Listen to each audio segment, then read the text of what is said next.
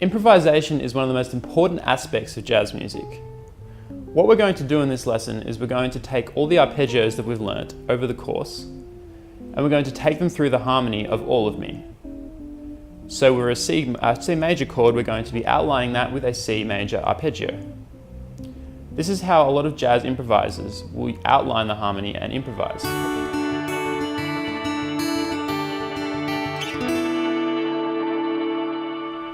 There are two things we need to look out for when we're improvising over chord changes. So we have diatonic chords and we have non-diatonic chords. In the key of C, which is what all of me is in, we have these diatonic chords. So we have C major 7, we have D minor 7, we have E minor 7, F major 7, G dominant 7, A minor 7, B half diminished, and back to C again.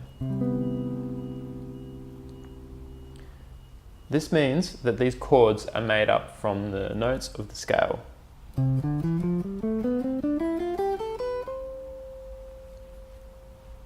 A non-diachronic chord would be a chord that's in the song but contains notes that are outside that scale. For example, the second chord of the song, E7, is made up of an E, a G sharp, a B, and a D.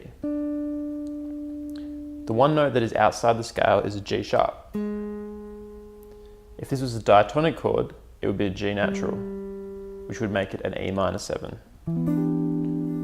But this is an E dominant 7, so it's actually raising that G so that it becomes a major third and gives us a E dominant 7.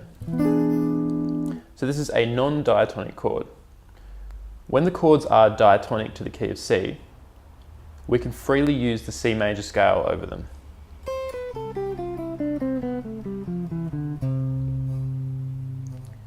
And this is really handy for improvising. But when it goes outside the scale, we need to be aware of the notes that are changing. A great way to get around this is by simply using the arpeggio over that chord. This means that you'll always be hitting the right notes. So the first chord is C major, and I can freely use the C major scale over that.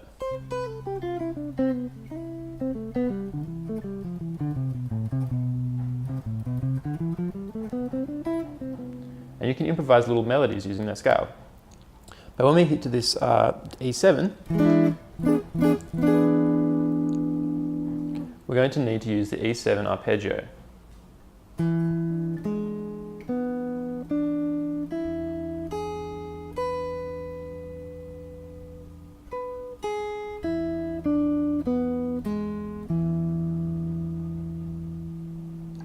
And we can take little segments of this arpeggio. Something like that, or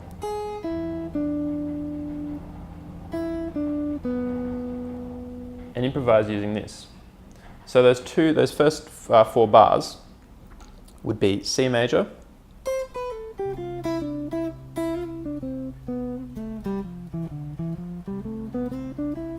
and then when I get to the E7,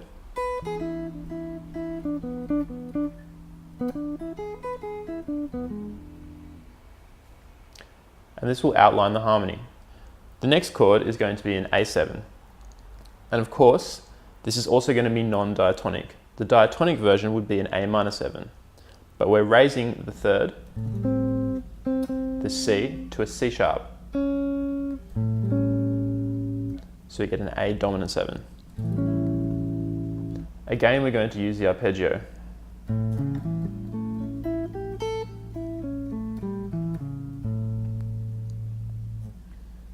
The next chord will be a D minor. Now this again is diatonic to C major. So we can freely use the C major scale over this.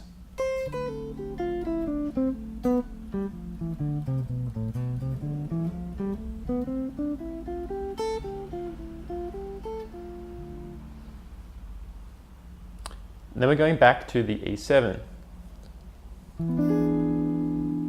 So we can just repeat what we did before on the E7, using the E7 arpeggio.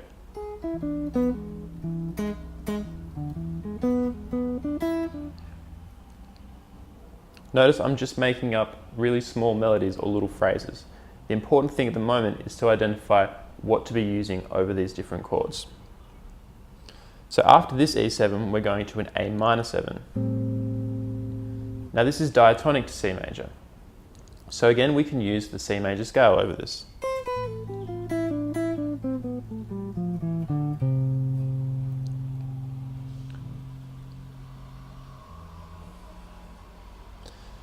The next chord will be a D dominant 7. And this is non-diatonic, so we'll need to use the D dominant 7 arpeggio.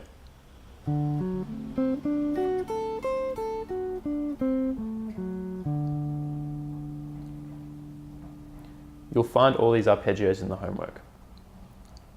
And the final part of this phrase is going to be a 2-5-1 in the key of C major.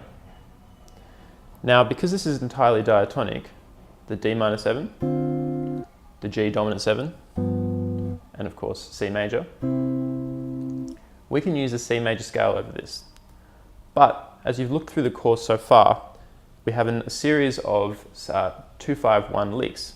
So you can actually try out some of these licks over this progression, as long as they're in the key of C, which means we have a D minor 7, G dominant 7, and C major, or C major 7.